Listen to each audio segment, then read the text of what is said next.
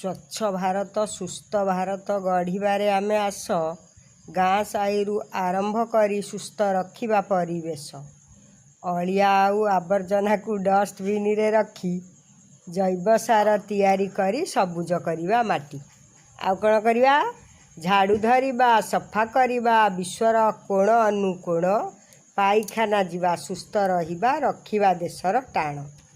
ଘର ଚାରିପାଖ ସଫାସଫି କରି ଫିନାଇଲ DDT ମଶା ତେଲ ପକାଇ ଆମେ ପରିବେଶକୁ ସଫା ରଖିବା ଭଲି। ଆଉ କ'ଣ କରିବା? କରିବା ପଣ ବୃକ୍ଷରୋପଣ, ଏଇ ଧରାର ବୁକେ। ଅମ୍ଳଜାନ ଛାଇ ବରଷା ଜଳ ପାଇବା ଆମେ ଥୋକେ। ଗାଡ଼ି ମଟର ଧୂଳି ଧୂଆଁକୁ ଆମେରେ ରୋକି ଦେବା, ନଦୀ ନାଳକୁ ଅଳିଆ ଠାରୁ ବହୁତ ଦୂରେ ରଖିବା। ଟିକି ଟିକି ଅଳିଆ ଯଦି ପଡ଼ଇ ଏଠି ସେଠି, ସୁନ୍ଦର ଧରାଟା ଅସୁନ୍ଦର ହେବ, ନିରସ ହୋଇବ ମାଟି।